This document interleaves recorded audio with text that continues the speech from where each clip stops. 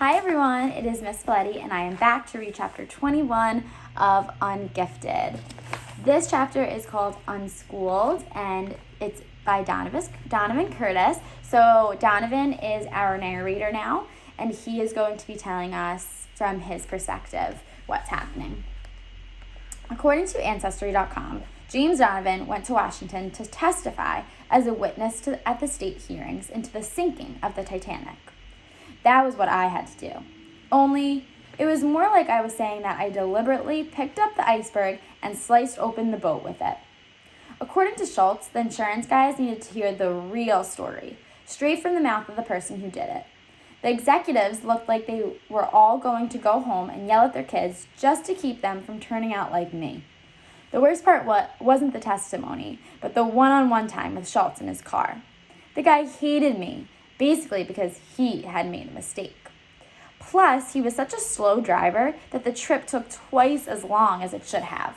And trust me, the conversation wasn't flowing. The only upside was, when he had dropped me at home, Beatrice climbed into the car and peed on the floor mat.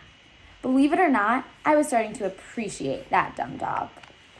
These days, the Chow Chow was kind of my soulmate around home. She moped, I moped. She hid in the basement and refused to talk to anybody. Me too.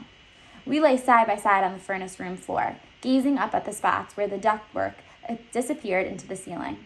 Her belly was even more swollen than Katie's now. Sometimes you could actually see the skin rippling as the unborn puppies wriggled inside.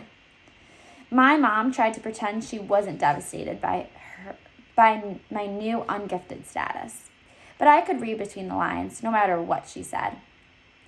I'm every bit as proud as you as I was the day before you got the letter. See the problem? Think about it. It'll come to you. Katie was already nostalgic. Strange, but true. I miss those geniuses. They're getting restless in Afghanistan. My stomach hasn't been on YouTube for a whole week. My dad reported that the turpentine had worked and he no longer was the proud parent of an honor student. School was the worst. I couldn't hack it in the gifted program, but the work at Hardcastle was just too easy. Crazy as it seemed, all my fruitless studying at the academy had stuck with me. Now I was getting straight A's, and instead of being happy about it, my good grades served as yet another reminder of the place that I'd been kicked out of. It was like I had a foot in two different worlds, and they were moving apart. I was going to crack up the middle like a wishbone, and I didn't much care. The Daniels kept trying to cheer me up, but their plans always involved doing something that would get me in trouble for their entertainment. One day, they brought in a stink bomb for me to set off in the cafeteria, and they were genuinely amazed when I said no. Believe me, it had nothing to do with following the rules. I wasn't that guy anymore. I felt the presence of that bent-over Atlas, and I couldn't work up a stink-bombing mood. It was the same with the vampire teeth for the skeleton in the science lab on Tuesday, and the latex vomit for the teacher's dining room on Wednesday. So when I got to school on Thursday and saw the Daniels coming at me in the hall, I was weary. What is it this time? Itching powder for the soap dispensers? Nerve gas for the ceiling fans? Ugh. Better than that, Nussbaum promised. You need a mental health day off from school. Be serious, you guys, I complained. Trust us, said Sanderson. They wouldn't take no for an answer. I swear I thought they were kidding because they were always kidding. And besides, where could they possibly want to take me in the middle of a weekday when it would be obvious to everyone that we were ditching?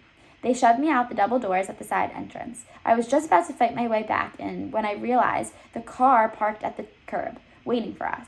The front seat was pushed all the way back to make room for the stomach of the driver, Katie. What's going on? I demanded. Nussbaum grinned. Shut up and get in the car. Hey, Donnie, Katie greeted me as I got into the passenger seat and the Daniels crawled into the back. Up for a road trip? I was mystified. Where are we going? Dude, it's a very special day, Sanderson reminded me, sitting forward until he was breathing down my neck. What day? Well, let's work it out, Nussbaum pondered. It's not my birthday. It's not Cinco de Mayo. Christmas? No, that's already passed. It's not the fast of Godiala or Or my birthday again. Cut it out, I snapped. Katie was laughing. Put him out of his misery. Tell him already. I can't believe you forgot, Sanderson scolded. Your girlfriend's going to be really mad. What girlfriend? You know, plaid Chloe with the big brain? I bristled. She's not my... But the thought of Chloe made me remember. Today was the state robotics meet at the Duchess Auditorium in St. Leo. They were taking me to watch Tin Man. My first thought was, I don't want to go. Yet, before the words made it out of my mouth, I realized that I did want to go. Possibly more than anything I'd ever wanted in my life. It would hurt to be sitting in the audience instead of in the pit with a joystick in my hand, but it was better than not being there at all. Tin Man was going into competition against Cold Spring Harbor and the top robots in the whole state. I should be there to cheer him on. I love a good robotics meet, Nussbaum enthused. It's just like the Super Bowl, only nobody cares, and it's way more boring. I shook my head. How do you guys even know about this? Don't look at me, Katie put in. I'm just the driver. Your buddies put this whole thing together. Your girlfriend told us, Sanderson supplied. She showed up looking for you, and she was all moaning and groaning and a total downer pain in the butt. In other words, exactly like you've been lately. So we figured the only way to shut both of you up was to get you together at a good old-fashioned robotics meet. Thanks, I think. But I didn't just think, I knew. Who would have dreamed that there were real hearts hidden under all that baloney? Not even the Gifted program could have predicted it. St. Leo was 45 miles from Hardcastle, but Katie needed 2 bathroom stops on the way, so it took more than an hour to get there. I was amazed at the size of the Duchess Auditorium, which was a huge rambling building on the edge of town.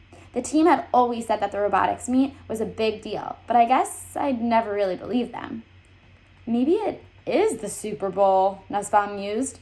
Inside, grandstands ringed the vast floor. On one side, a checkerboard of pits was laid out on an orderly fashion, providing home base for the teams. I counted 36 of them. On the other side was the course, looking remarkably similar to what we had laid out on the gym for Tin Man. Even though I wasn't part of it anymore, I felt a jolt of excitement. My teammates had told me about this, had described it in such detail that I felt like I had already seen it. Katie, who had trouble standing for long periods of time, settled her awkward bulk into a seat and reserved 3 more for the rest of us. Sanderson leaned back in his chair and tipped the peak of his baseball cap over his face. If anything happens in the next 4 hours, he murmured, wake me up. Are you kidding? Nussbaum crowed. It's like a nerd city down here. One good wedgie could start an epidemic. Can it? I ordered. I had just spotted the academy pit. I saw Lateral first, lying on his back, working on Tin Man's undercarriage.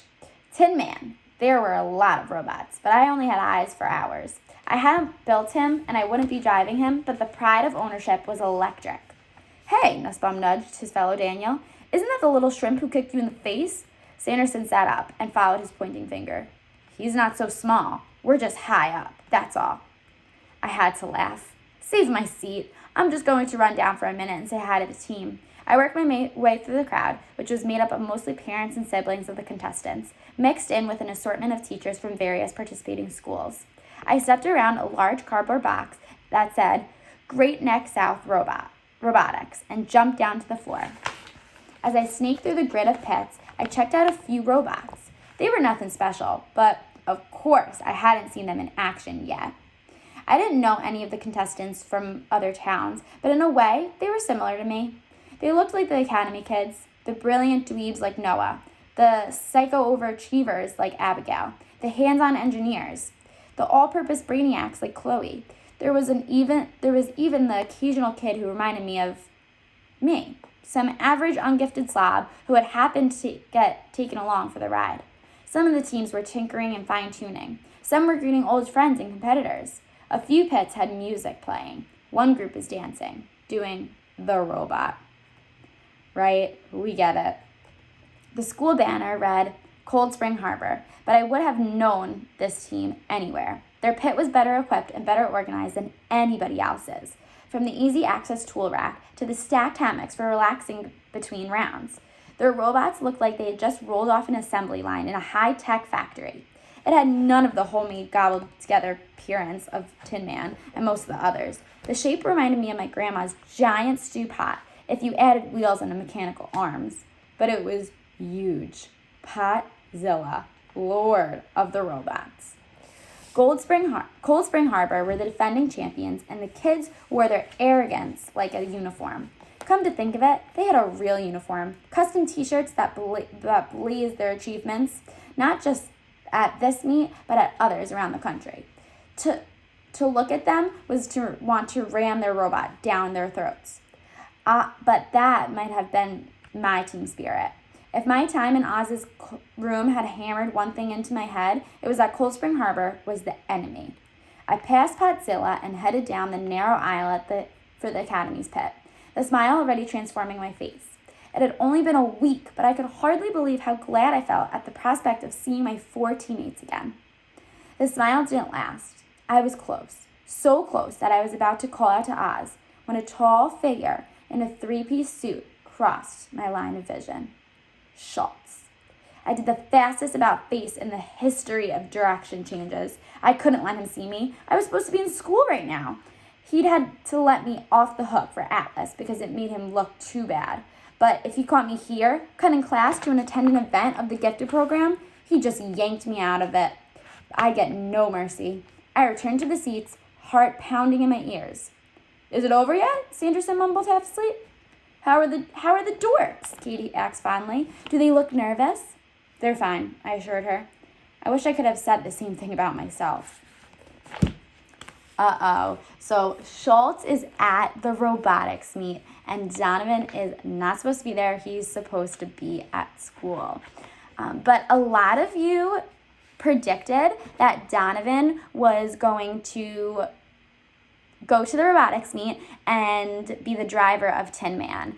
And I want to ask you, do you still think that's true? Do you still think Donovan is going to be able to drive Tin Man? And if you do, why? And if you don't, why not? All right, see you next time.